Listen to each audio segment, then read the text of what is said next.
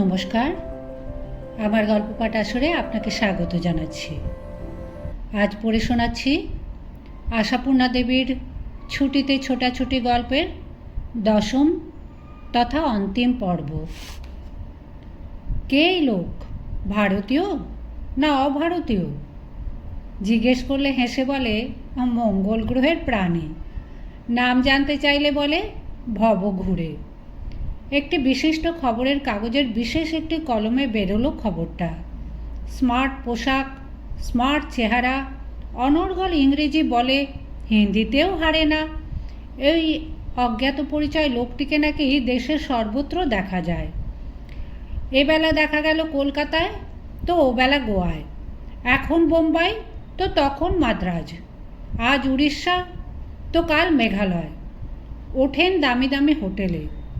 কেউ কেউ বলছে আগে নাকি বর্মা মুলুকে ছিল তার কর্মক্ষেত্র, তবে আপাতত তিনি কলকাতা পুলিশের হেফাজতে লাল বাজারে একটা বেআইনি জুয়ার আড্ডা থেকে পুলিশ কর্তৃক ধৃত হয়েছেন। পুলিশের বুদ্ধি বিভাগ এর পরিচয় সম্পর্কে তল্লাশ করছে। হঠাৎ হঠাৎ আচমকা এরকম এক একটা রহস্যগন্ধিক খবর পরিবেশন করাই এই ফিচারের উদ্দেশ্য। শেষ অবধি যে কী হলো তার বলে না, কেই বা মনে রেখে শুনতে চায়। কিন্তু প্রফেসর জগবন্ধু বোসের এখন ভবঘুরে শুনলেই ঔৎসুক্য। লোকটা অনর্গল ইংরেজি বলে শুনেও ওর মনে হতে থাকে তল্লাশে কি জানা যাবে। লালবাজারে গিয়ে কি খোঁজ করবেন, জানতে চাইবেন লোকটার পরিচয় পাওয়া গেল কি না? গেলেন না অবশ্য। আর এই ঝোঁকটা মুহূর্তে উপে গেল একটি শোচনীয় অগ্নিকাণ্ডের খবরে। খবরটা বিহারের নিজস্ব সংবাদদাতা প্রেরিত। পড়ে গায়ে রোম খাড়া হয়ে উঠল জগবন্ধুর। মাথার চুল উড়ে পালাতে চাইল। কাগজ রেখে বললেন, সাধন, আমি আজই আবার একবার বেরোচ্ছি, কবে আসবো বলতে পারছি না। যাচ্ছ কোথায়? ফিরে এসে বলবো। টিকিট হয়েছে? হয়ে যাবে, প্লেনে যাব। মাথায় আবার ভূত চাপলো? জগবন্ধু সে কথার উত্তর দিলেন না। প্রায় ছুটে বেরিয়ে গেলেন রাঁচিগামী প্লেনের টিকিট জোগাড় করতে। অসম্ভব অস্থিরতা। হবে না। রাঁচির পাগলাগারদের নিকটবর্তী একটি বিরাট বাগান সম্বলিত বাড়িতে হঠাৎ অগ্নিকাণ্ড ঘটে যাওয়ার খবরে কি করে স্থির থাকবেন জগবন্ধু? আর কি করেই বা শান্ত থাকবেন? তার সঙ্গেই যদি পড়েন ডাক্তার তালুকদার নামে এক মিথ্যা পরিচয়ধারী ব্যক্তি ওই গৃহে বাস করতেন। মিথ্যা পরিচয়? মিথ্যা পরিচয় মানে? ওই তো দীনেশ তালুকদার, জগবন্ধুর একদা সহপাঠী। তবে তাছাড়া অত বড় একটা প্রতিষ্ঠানের 12-14 বছর কাজ করে আসছে লোকটা। হাঁ করে তাকিয়ে থাকেন জগবন্ধু। হ্যাঁ, 12-14 বছর ধরে লোকটা শত শত লোকের চোখে ধুলো দিয়ে একটা কেষ্টবিষ্টু হয়ে বসে কাজ চালিয়ে যাচ্ছেন। বললেন, কলকাতা পুলিশের ইন্টেলিজেন্স ব্রাঞ্চ অফিসার শরদিন্দু রায়। কাজ মানে অকাজ, কুকাজ, জঘন্য কাজ। ভাবতে পারেন মশাই, লোকটা নিজের দাদাকে খুন করে কখনো নয়। দু হাতে ব্যান্ডেজ বাঁধা কপালে পট্টি মারা দীনেশ তালুকদার রেগে বলে ওঠে, দাদা রেলগাড়িতে হঠাৎ হার্ট ফেল করে মারা গেছিল। উন্মাদ রোগীদের সম্পর্কে স্পেশালিস্ট হয়ে এখান থেকে অ্যাপয়েন্টমেন্ট লেটার পেয়ে চলে আসছিল। আমি সঙ্গে ছিলাম। একটা কুপেতে টিকিট পাওয়া গিয়েছিল। গল্প করতে করতে আসছিল। হঠাৎ রাত 2টোর সময় বলল, জল খাবো। ব্যাস। শরদিন্দু রায় ব্যঙ্গের গলায় বলে উঠলেন, ব্যাস? অমনি আপনি লক্ষণ ভ্রাতা সদামৃত দাদার ডেড বডিটা ছুটন্ত রেলগাড়ির দরজা খুলে গাড়ি গড়িয়ে ফেলে দিয়ে রাতারাতি ডাক্তার তালুকদার বনে গিয়ে তার কাগজপত্র টত্র সব বাগিয়ে নিয়ে এসে চাকরিতে জয়েন করলেন। কেমন? অতঃপর একটা অজ্ঞাত কুলশীল শয়তানের সঙ্গে যোগ সাজস ঘটিয়ে ফেলে তার বিরাট পাপচক্রের জালে জড়িয়ে পড়ে নিজেও একটি পাক্কা শয়তান হয়ে উঠলেন। কথা হচ্ছিল তালুকদারেরই ড্রয়িং রুমে বসে। বাড়ির এদিকটা তেমন পড়েনি, পুড়েছে রান্নাঘরের দিক, সিঁড়ির তলা আর ছাতে সেই রহস্যকেন্দ্র ঘরটা। ঘর ভর্তি লোক, সোফা সেটটিতে কুলোয়নি। কেউ কেউ দাঁড়িয়ে আছে, যেমন পাগলাগারদের মেট্রন হরমুখ সিং, দারোয়ান রাজেন্দার আর করালি। জীবনরাম তো দাঁড়িয়ে থাকবেই। দাঁড়িয়ে আছে ট্যাপা মদনাও। বসে আছেন হাসপাতালের আর এক ডাক্তার বিশ্বনাথ চট্টরাজ। জগবন্ধু আর তালুকদার তো আছেনই, এবং রয়েছেন শরদিন্দু রায়, যিনি বাঘা অফিসার হলেও দিব্যি সরস। তালুকদারের তো দু হাতে ব্যান্ডেজ, কপালে পট্টি, ভুরু দুটো আর সামনের চুলগুলো ঝলসে পুড়ে যাওয়া বীভৎস দেখাচ্ছে। করালিরও হাতের আগায় ব্যান্ডেজ, জীবনরামের গালে কপালে কয়েকটা ফোসকা। তালুকদারের মুখের চেহারা এমন বিভীষণ হয়ে উঠেছে যে মনে হচ্ছে সুযোগ পায় তো ওই শরদিন্দু রায়ের ওপর ঝাঁপিয়ে তাতে চিরে ফেঁড়ে ফালা করে। কিন্তু অবস্থা বড়ই বেপট। চেয়ারের সঙ্গে বেঁধে রাখা হয়েছে তালুকদারকে, আর বাকি অপরাধীদের জন্য রয়েছে দুটো আর্মড পুলিশ, যারা বন্দুকের নল উঁচিয়েই আছে। অপরাধী তো অনেকেই, করালি জীবনরাম ছাড়াও ওই মেট্রন, ওই দারোয়ান, সকলেই অভিযুক্ত। শরদিন্দু বললেন, হ্যাঁ শুনুন আপনারা, এই মহাত্মা শুধু ভুয়ো পরিচয় দিয়ে ডাক্তার হয়ে ক্ষান্ত হননি, এই সুযোগে মার্ভেলাস একখানি ব্যবসা ফাঁদলেন। পার্টনার হলেন আর এক মহাত্মা। সেই লোকটাকে খুঁজে বেড়ানো হচ্ছে বেশ কয়েক বছর ধরে। কিছুতেই ধরাছোঁয়া যাচ্ছিল না। আকাশ গাড়ি চড়ে তিনি পৃথিবীটাকে চষে বেড়ান। এই এক্ষুনি এখানে আছে তো তক্ষুনি হয়তো নাগাল্যান্ডে, সকালে দিল্লি আছে তো রাত্রে কুলু ভ্যালি।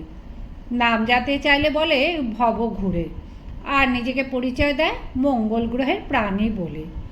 জানি না মঙ্গল গ্রহের সঙ্গেও তার আমদানি রপ্তানির ব্যবসা আছে কিনা, তবে এই পৃথিবী গ্রহের সর্বত্রই যে তার ওই ব্যবসার জাল পাতা তাতে সন্দেহ নেই। আর সবই হচ্ছে ব্ল্যাক বিজনেস, কালো বিজনেস, কালো টাকা। ইনি আবার নিজেকে সায়েন্টিস্ট বলেও পরিচয় দিয়ে থাকেন। অতি সাধারণ নতুন আঁকা ছবি, নতুন গড়া মূর্তি টুর্তিকে ওর ল্যাবরেটরিতে রাসায়নিক প্রতিক্রিয়া ঘটিয়ে তাদের হাজার হাজার বছরের পুরনো করে ফেলে বিদেশে বেচতে যায় ভীষণ চড়া দামে। এক শ্রেণীর লোক আছে, তারা পুরনো শিল্প নিদর্শন কিনতে পাগল। তারা হয় ওই মহাত্মার শিকার, কিন্তু এসব কাজকর্ম তো পদে আছে। শুনবেন আরও? ডাক্তারি শিখতে মানুষের কঙ্কাল লাগে, জানেন তো। ইনি সেই জিনিস রপ্তানি করতে জ্যান্ত মানুষ মেরে কঙ্কাল সাপ্লাই করতে দ্বিধা করে না। হাড়ের গুঁড়ো সাপ্লাই করতে গ্রামে গঞ্জে লোক লাগিয়ে রেখেছে গো বংশ ধ্বংস করতে। যাক, তাঁর কীর্তির কথা বলে ফুরোবে না। সম্প্রতি সেই মহাবৈজ্ঞানিক এ ওষুধ আবিষ্কার করেছেন যে ওষুধ বা বিষ যার প্রয়োগে সহজ সুস্থ মানুষকে পাগল করে ফেলা যাবে, বোবা, কালা, অন্ধ, সব কিছু। যুদ্ধবন্দীদের ওপর এর এক ব্যাপক ঘটাতে পারলে, বা শত্রুপক্ষের কোনো শত্রুর সঙ্গে ষড়যন্ত্র করে পরমাণু বোমা না মেরেও তাদের অকেজো করে ফেলা যাবে, এই হচ্ছে মতলব। তা এই সিরামটি তৈরি হচ্ছে কিসের থেকে জানেন? উন্মাদ পাগল রোগীদের ব্রেন থেকে। হ্যাঁ, এই একটি মহান আবিষ্কার করেছে সেই মহাত্মা। এই সময় ঘরের মধ্যে ভয়ানক এক চাঞ্চল্য ঘটে। একসঙ্গে সকলেই কিছু বলতে চেষ্টা করে। শরদিন্দু রায় সকলকে থামিয়ে দিয়ে বলেন, থামুন, আমার কাহিনী এখনো শেষ হয়নি। জিনিসটা তো চাই, কিন্তু পাওয়া যায় কোথায়? নিয়মিত সাপ্লাই দিতে হবে তো। একসঙ্গে অনেক পাগল একমাত্র মেন্টাল হসপিটালেই পাওয়া সম্ভব। তবে সেখানেই জাল বিস্তার করো, ঘাঁটি গাড়ো। তাই গড়ে ফেলেন তিনি, আর সহযোগী পেলেন এই অতি ভদ্র, অতি অমায়িক, অতি সক্ষম ডাক্তার তালুকদারকে। আসলে যার কোনো ডিপ্লোমাই নেই, বছর দুই মেডিকেল কলেজে পড়েছিলেন শখ করে, কিংবা দাদাকে টেক্কা দিতে পেরে ওঠেননি। দাদা দেবেশ তালুকদার ভালোভাবে পাশ করে বেরোলেন, আর ইনি বাড়ি বসে তাস খেলে আড্ডা দিয়ে কাটাতে লাগলেন। তারপরের কথা তো আগেই শুনেছেন। ডাক্তার দাদা অ্যাপয়েন্টমেন্ট লেটার পেয়ে রাঁচি আসছিলেন, ইনি তাকে নিহত করেন। তালুকদারের হাতই বাঁধা, মুখ তো বাঁধা নেই, তাই গর্জন করে ওঠেন, ড্যাম লায়ার, আবার মিথ্যে কথা, বলেছি না হার্ট ফেল। শরদিন্দু রায় হেসে বলেন, মরা মানেই তো হার্ট ফেল, গলাটা টিপে ধরলেও যাক সে যাক, রতনে রতন চেনে। কেমন করেই যেন চেনা হলো সাজা ডাক্তার মিস্টার তালুকদারের সঙ্গে সেই মঙ্গল গ্রহের প্রাণীটির। তিনি প্রমিস করলেন অগাধ টাকা সাপ্লাই করবেন, আর ইডি কথা দিলেন প্রচুর মাল সাপ্লাই করবেন। সেই মালটি আর কিছু নয়, শুনলেন তো, পাগলের ব্রেন। ব্যাস, চলল কর্মকাণ্ড। তিনি হিতৈষী আর মহানুভব চিকিৎসক সেজে নিজের বাড়িতে স্পেশাল কেয়ারে রাখতে গারদ থেকে রোগী নিয়ে এসে খুললেন একটি সংগ্রহশালা।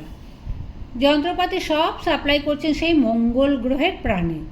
কিন্তু তিনি তো আর সরাসরি দেখা দেবেন না।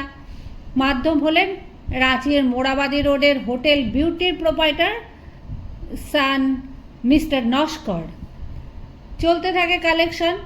মাথার খুলিতে সিরিঞ্জ ঢোকানোর সময় রোগীদের সেন্সলেস করে নিলে নাকি ঠিক মালটি পাওয়া যায় না, নেওয়া দরকার উদ্দাম উন্মাদ অবস্থার সময়। কাজেই তাদের সেই ভীষণ যন্ত্রণার অমানুষিক চিৎকার পাছে আশেপাশে লোকের সন্দেহ সৃষ্টি করে। তাই জঙ্গলে বাগানের মধ্যে বানানো হলো একটি বন্য জন্তুর চিড়িয়াখানা। মানুষের আর্তনাদগুলো তাদের বলে চালানো যাবে। দেখুন কি নিখুঁত ব্যবস্থা। এদিকে এই মাননীয় তালুকদার মশাইয়ের পার্টনার একে নির্দেশ দিলেন এই সিরাম থেকে মানুষের শরীরে কি কি অনিষ্ট ঘটানো যায় তার এক্সপেরিমেন্ট করে দেখতে। কিন্তু সেই মানুষটা কোথায় মিলবে? হোটেল বিউটির নস্কর মশাই ভার নিলেন সে কাজে। একবার দিলেন ট্যাক্সি ড্রাইভার ইয়াকুব হোসেনকে, সে এখন বোবা হয়ে সেই তালুকদারের গাড়ি চালাচ্ছে। একবার দিলেন হোটেলের রাঁধুনি জীবন রামকে, সে এখন মেমারি হারিয়ে এর সেবা করছে। আর এই অতি পাজি লোক করালি কীভাবে এসে জুটে গেছে এই দুষ্কর্মের সাগরেদ হতে। তো ধর্মের কল তো একদিন বাতাসে নড়বেই। দৈবক্রমে একদিন তালুকদারের বাল্য সহপাঠী প্রফেসর জগবন্ধু বোস এলেন হোটেল বিউটিতে, সঙ্গে দুটি আশ্রিত ছেলে। ব্যাচেলার মানুষ, দয়াধর্ম দেখাতে পারেন, ব্যাস ওই ছেলে দুটির ওপর চোখ পড়ল নস্করবাবু। সে সময় আবার তালুকদারও সেখানে। সঙ্গে সঙ্গে প্ল্যান, জাল বিস্তার, নিজের বাড়িতে নিয়ে এসে ভরে ফেলা, আদর যত্ন, এবং একদিন রাত্রে খাওয়ার সময় তাদের ওপর ঘুমের ওষুধ প্রয়োগ করে অসাড় করিয়ে বিছানা থেকে তুলে নিয়ে গিয়ে নিজের পাপ কেন্দ্র ওই ছাদের ঘরে বন্দি করে রাখা। ভেবেছিলেন দুজনের ওপর দুটো এক্সপেরিমেন্ট করবেন, কিন্তু দৈবক্রমে ছেলে দুটি ভীষণ চালাক হওয়ায়, কেমন করে বুঝে ফেলায় এই নৃশংস হৃদয়হীন লোকটা কিনা তাদেরকে ঘরে আগুন লাগিয়ে মেরে ফেলতে চেষ্টা করলো। ভাবুন, এই দুটি কিশোর ছেলে এই যে সামনেই রয়েছে, এদের কিনা জ্যান্ত পুড়িয়ে মারার চেষ্টায়। তালুকদার আবার গর্জন করে ওঠেন, কখনো না, বাজে কথা, আগুন এমনিই লেগেছিল। তা হতে পারে। শরদিন্দু হেসে বলেন, বলছি তো, ধর্মের কল বাতাসে নড়ে, সেই কলই বোধহয় আগুনটা লাগিয়েছিল। তবে হ্যাঁ, এই আগুনটা না লাগালে হয়তো আপনাকে ধরে ফেলা এতটা এগোতো না। যেমন এই মহাত্মা সেদিন যদি জুয়ার আড্ডায় চেঁচামেচি করে লোক জড়ো না করতেন তাহলে ধরা পড়তেন না। আরও দীর্ঘদিন তাদের এই মানবহিতকর আবিষ্কার কাজে লাগিয়ে চলতেন। আমাদের জাল পাতা হলো রাঘব বোয়ালের জন্য, ধরা পড়ে গেল এক পাপিষ্ঠ কুমির। তবে প্রফেসর বোস, আপনার এই পালিত ছেলে দুটি সেদিন হাসপাতালে গিয়ে খবর না দিলে। ও হ্যাঁ, এই যে দুটি মহাশয়, মিস্টার সিং আর মিস্টার চট্টরাজ, আপনারাও দয়া করে আমাদের গাড়িতে উঠুন। হাত কড়া পরিয়ে পরিয়ে তোলা হলো সকলকেই, জগবন্ধু আর ট্যাপা মদনা বাদে।